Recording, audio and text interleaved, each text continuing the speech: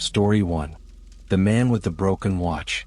Sometimes the most terrifying sound isn't a scream, it's a tick that shouldn't exist.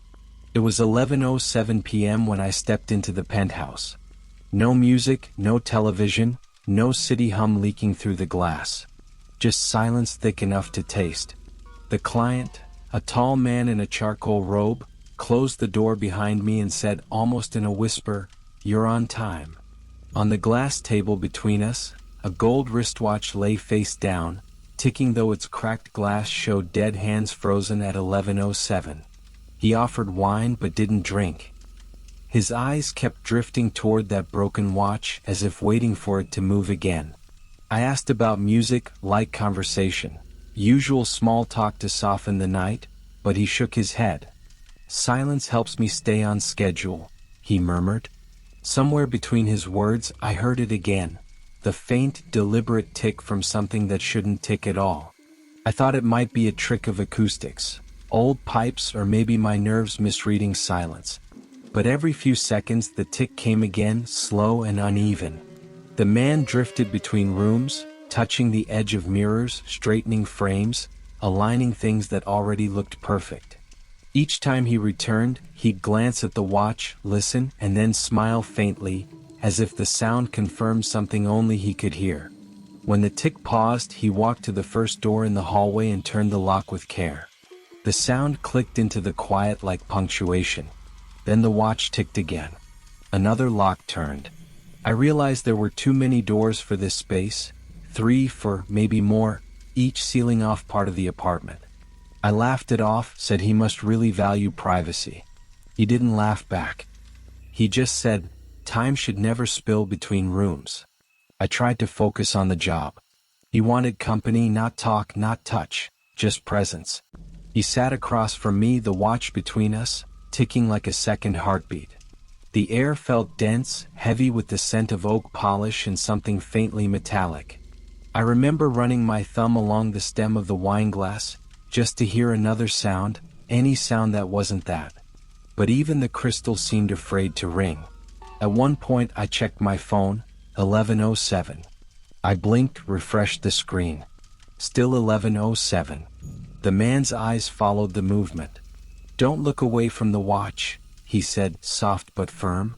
He leaned forward, elbows on knees. "It's polite to stay in the moment." Then, as if to reward obedience, he unlocked one of the doors he'd sealed earlier, only to lock it again, slower this time, syncing the turn with the next tick. Something about the rhythm began to change. The tick grew louder, closer, though the watch hadn't moved an inch. Each beat seemed to echo from the walls, from the very hinges of the locked doors. I told myself I was imagining it, that maybe there was a clock somewhere hidden behind the panels. But then the man stood, his movements stiff, rehearsed, like he was keeping time with something only he could hear. He crossed the room, pausing at each door again. This time, when he turned the locks, they didn't sound like metal, more like breath caught in a throat. The final one clicked, and the ticking stopped completely. He smiled without looking at me. "That's better," he said. "Now the room is right." My skin prickled. I realized we were surrounded by silence so thick it pressed against my eardrums. I couldn't even hear my own pulse. Not from the table. From the hallway. The sound crawled closer, mechanical yet slow, like gears grinding under the floor. I turned toward it, but the man was already there, hand resting on the final lock. "Do you hear it too?" he asked. His smile had no warmth, only timing. I noticed something. Each lock he'd turned earlier now trembled faintly, resetting themselves one by one. That was the ticking. Not the watch. The locks. He walked toward me with the watch in his palm, eyes soft with something like pity. "It only stops when someone keeps it," he said. Before I could answer, he took my wrist, cold fingers wrapping tight, and fastened the band. The cracked face brushed my skin. It was still ticking, perfectly in sync with my heartbeat. "Would you notice if time stopped midnight?" The question pulsed through my head.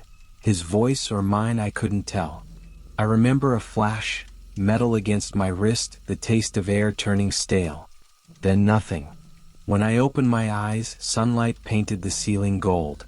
For a second I thought I'd dreamed it. The penthouse looked untouched, pristine, doors all open, wine glass still half full. But the watch lay beside me on the floor, ticking steady, its hands frozen at 11:07.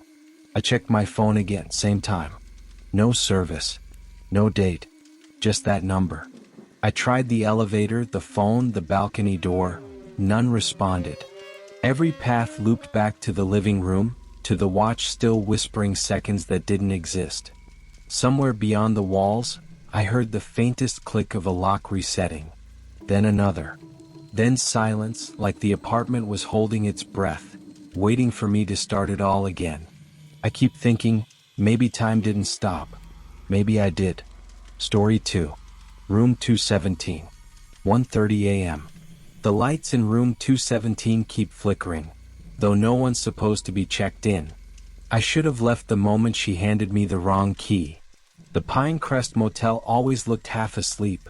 One of those roadside places where neon buzzes louder than the guests. I'd been there before, same client, same time. But tonight, the front desk clerk handed me a different key card. Room 217, she said, eyes flat, voice certain. I told her my client always booked 212. She didn't blink. Not tonight, she said. He already paid. The door beeped on the second try. Inside smelled like lemon cleaner and stale smoke. The lamp flickered twice before staying on. Someone had already folded down the sheets. The bedspread was creased, still warm under my hand. A half-empty glass of whiskey sat on the nightstand, ice melted into amber water. The room was silent. Too silent for somewhere that wasn't empty. I texted Darren. Here, room changed to 217. No reply. The message hung there too long, glowing in the dark. I put the phone face down beside the sweating glass and tried to calm my thoughts. The air conditioner rattled once and stopped. Then the silence filled in, dense, almost wet, like it wanted to listen. I checked the mirror above the dresser. My reflection looked pale, detached. Behind me, the bed indent still hadn't lifted. Whoever had been there hadn't gone far. I thought about calling the desk, but that would sound paranoid. It was just a mix-up, I told myself. I'd sleep, get paid, and drive home before sunrise. Still, the room felt like it was waiting for something to resume. I unpacked my bag, setting my things neatly beside the TV remote. That's when I noticed the second key card lying next to the phone. Identical to mine, same scratch on the corner. But I hadn't taken mine out yet. I picked it up. It was cold, damp around the edges like it had just been used. The hallway was silent, but I locked the door anyway. I stretched out on the bed, shoes still on. The red glow from the neon sign pulsed through the curtain, steady and slow. Just as I started to drift, fabric shifted beside me. A small, deliberate sound. I sat up. The far side of the blanket sagged as if someone had just rolled over. The air smelled faintly of cologne that wasn't mine. I checked the closet. Empty, just a wire hanger and thick dust. When I turned toward the door, something moved across the peephole. A shadow, from inside. My chest locked up. The hallway light still glowed red under the door, but the peephole had gone black for a full breath. Then clear again. I leaned close, half hoping for reflection, half terrified.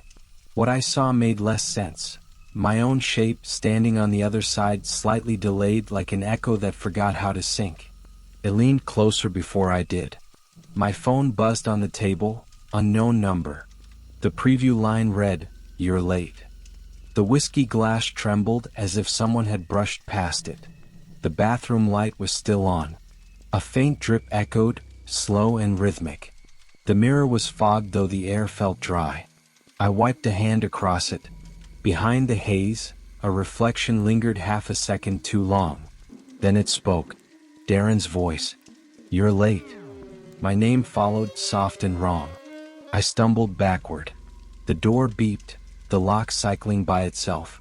The key card slid off the table, landing beside the other, both blinking red. My reflection smiled even after I'd stopped breathing. The mirror's depth rippled, faces fading into dark. Would you open the door again? The thought wasn't mine, but it pulsed through me like a heartbeat out of place. I grabbed my jacket and backed toward the door. The reader flashed red, rejecting every swipe. The hallway light flickered in rhythm. I could see my own shadow under the gap, only it moved first. A faint knock came from the bathroom. Another answered from the hallway. Two sounds, same beat, closing in. I don't remember choosing to run. Just the slam of the door, the night air hitting my face, the car engine already idling like it knew. I drove until sunrise, but the key card was still in my pocket, warm to the touch. The police said they found the car outside room 217 later that morning. Engine on. Door locked from the inside. If you were me, would you open the door again? Story 3. Rear view. You ever drive alone at night and feel like someone's in the car with you, even when you know it's empty? This one started with a dead phone, and a call that shouldn't have come through. 3:44 a.m. The highway was a thin silver vein through nothing. The kind of stretch where headlights feel too bright, and silence hums under the tires. I hadn't seen another car for half an hour. Just asphalt, a line of dying reflectors, and the steady blink of the fuel light I kept ignoring. My phone sat face down on the passenger seat, dead for the last hour. I checked twice, hoping the screen might flicker back to life. It didn't. But when I passed mile marker 212, it buzzed once. A single heavy vibration. I froze. The battery had died outside the motel. I remember watching it fade to black in my hand. I told myself it was muscle memory, some phantom alert in my mind, not the phone itself. Maybe the vibration of the tires fooled me. I laughed once, too loud in the empty car, and turned the radio up just to fill the space. Static hissed between stations. Nothing but weak talk shows fading in and out of range. Then, in the mirror, a shape shifted behind me. Quick, like someone adjusting their posture. My pulse stuttered. I flicked the dome light on, half angry, half afraid of what I'd see. The back seat was empty. Just the crumpled jacket I'd tossed there earlier. But for a second, just 1 second, I could have sworn I saw a face in the glass reflection. I kept driving. The road bent west, a slow curve lined with dead trees that looked like people waiting to cross. Every few minutes, I checked the mirror again just to prove I wasn't losing it. The back seat stayed dark still.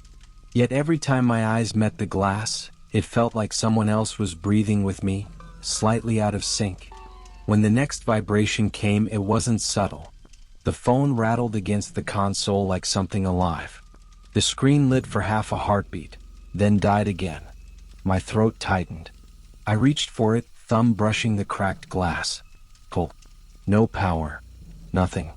But on the black screen, for that instant of reflection, I saw movement. Behind me.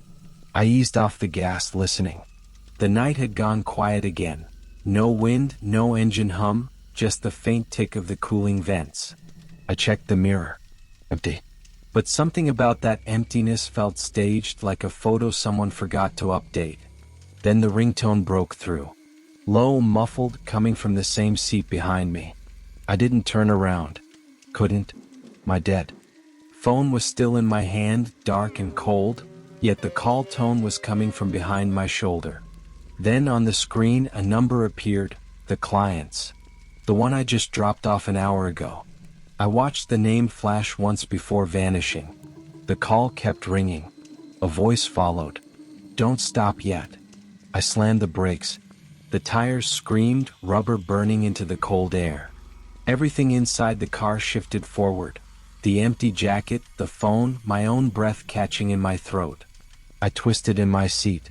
The back seat was still empty. But the sound hadn't stopped. It was ringing again, steady now, deeper, coming from the trunk. I stepped out onto the shoulder, my legs shaking from the sudden stillness. The air smelled like rain and hot metal. My keys rattled as I unlocked the trunk. The sound cut off. Inside, beneath a folded blanket, was another phone, the same brand, the same case. Its screen glowed faintly with the client's name, frozen mid-call. I stared at the screen until the glow dimmed. No missed call, no log, nothing to prove it happened. Just the faint warmth of a battery that shouldn't have been on. I left it there and shut the trunk. The echo of the latch sounded too final, like locking someone in instead of out. When I got back behind the wheel, the mirror caught my eyes again. For a heartbeat, there was a shape in the back seat, smiling. They found the car at sunrise, hazard lights still blinking on the empty shoulder. Dashcam footage showed the drive, the stops, the silence. No passenger ever entered. No one ever left. I don't drive that highway anymore. Sometimes I hear the ringtone anyway when the road goes quiet. Would you still answer? Story 4. The Mirror in Room 9. I was paid to keep someone company in an old hotel. I didn't know I'd spend the night negotiating with my own reflection. 9 p.m. The key to room 9 was heavier than I expected, brass, worn smooth by decades of hands. The hotel smelled like old paper and faint perfume, the kind that lingers after people leave. I'd been hired for company, nothing more specific, but the client had wired the full amount in advance. When I knocked, the door opened just enough for me to see a pale face in the mirror opposite the bed. Cracked straight across, from my level down to the mouth. He spoke before I stepped in. Please, stand where I can see you. I looked for him, but the room was dim, lit only by a bedside lamp. The curtains were drawn tight. The man's reflection watched me, but his body wasn't there, only the shimmer of glass and my own face, fractured by the split running through it. He gestured from the reflection, not from the room. We'll talk like this, he said. It's easier. At first I thought it was a kink thing. Some clients like distance, some like control. I stood where he wanted, near the foot of the bed, facing the mirror. He asked simple questions. My name, where I grew up, whether I ever lied about who I was. His voice was smooth but muffled, like he was speaking through a wall. Each time I answered, my reflection hesitated half a second too long before its mouth moved. I tried to lighten the mood. You can come out, you know. I don't bite. He didn't laugh. His reflection just tilted its head, his not mine, and said, I'm already out. That's when I noticed something wrong with the glass. Even when I shifted left, his reflection stayed centered, as if the mirror had its own angle. The split line ran right through both our faces, joining them for an instant when we breathed. He started asking for little adjustments. Closer, he'd whisper. A step back. Turn your face toward me. I did as told, but the mirror didn't follow the logic of space. When I leaned in, my reflection lagged again, then blinked, though I hadn't. My chest went cold. I told myself it was bad lighting, maybe a trick of the old glass. But then his reflection leaned forward too, perfectly in sync with me, even though his voice came from behind the wall. I asked where he was sitting. Silence. The lamp hummed faintly, throwing warm light across the carpet.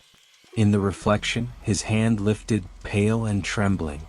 He pressed it against the crack that ran across our faces. The split widened a little with a dry sound, like ice under pressure. You see it too, he said softly. The fault between us. If you want to stay, you'll have to decide which side you're on. Something about his tone changed the air.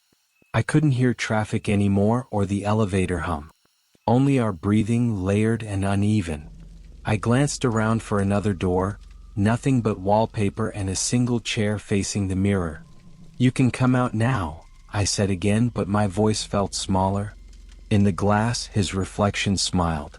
I didn't. It was subtle at first, just the curve of a mouth, but it spread until the crack split it perfectly in half. I stepped aside, out of frame. My reflection followed a heartbeat later, still visible even though I was standing against the wall. That stopped me cold. The reflection was no longer mine.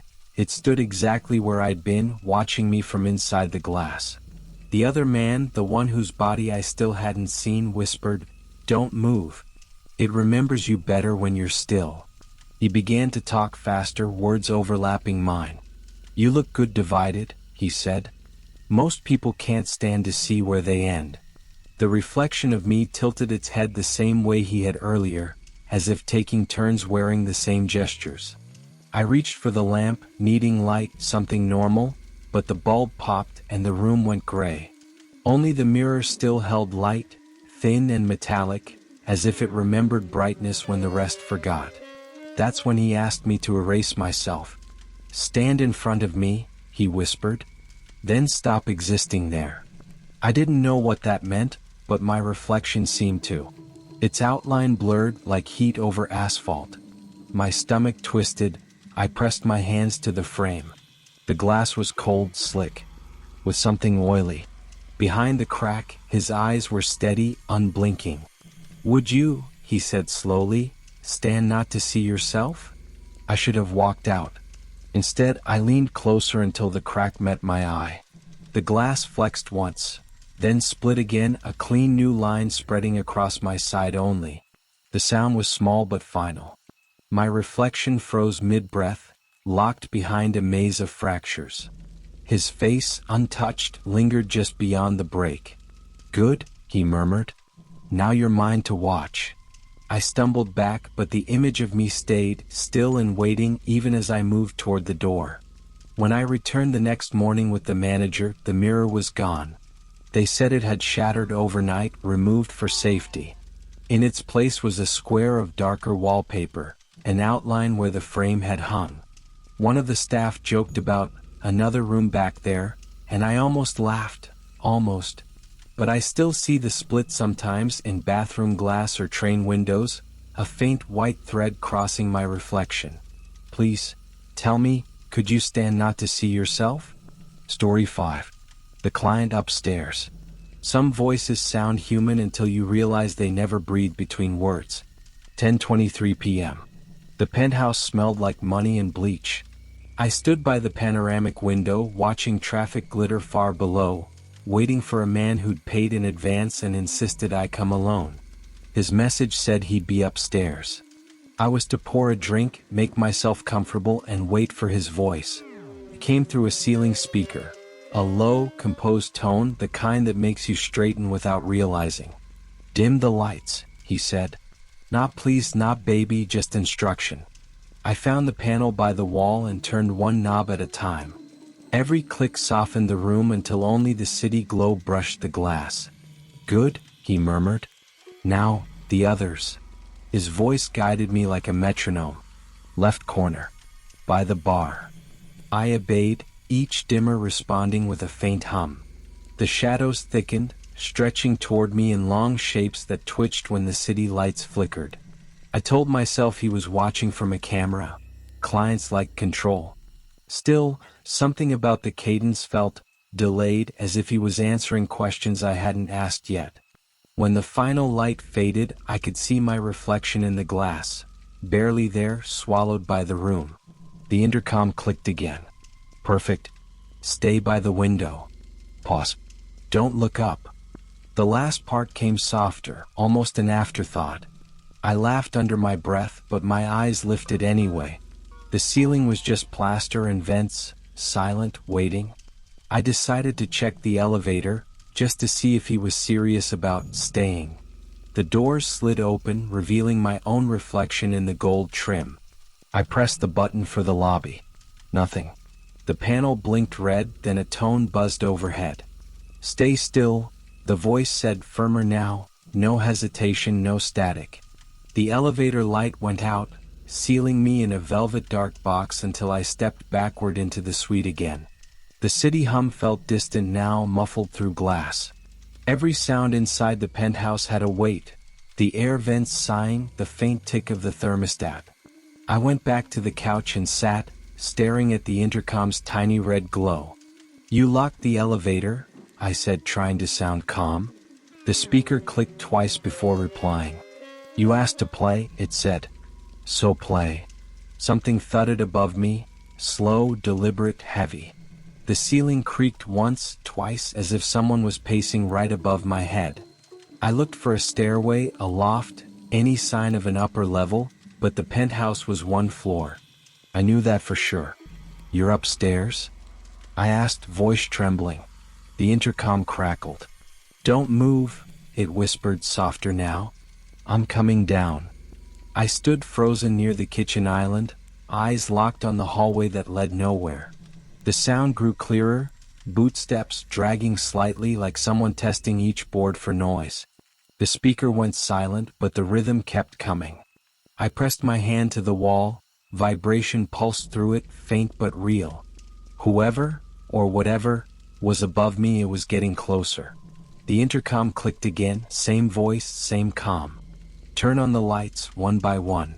My hand shook as I reached for the nearest switch.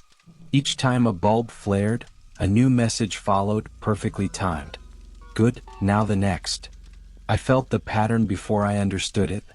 The rhythm matched the earlier commands, identical tone, identical pauses. It wasn't responding. It was playing back.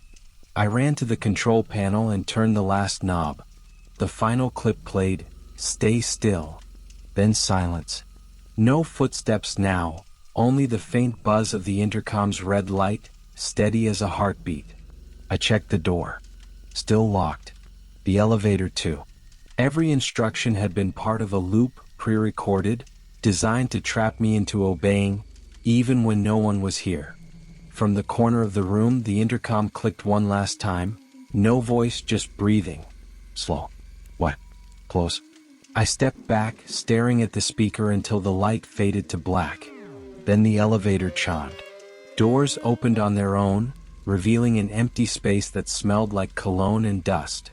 A phone lay on the floor inside, screen glowing with a new message notification. The sender's name was the same as mine. I left before it played. The hallway outside was silent, every door identical. I told myself I'd never come back. But last night, scrolling through an agency group chat, I saw a new listing. Same address, same rules. Client prefers communication by intercom. If you were in my place, how long would you wait before leaving?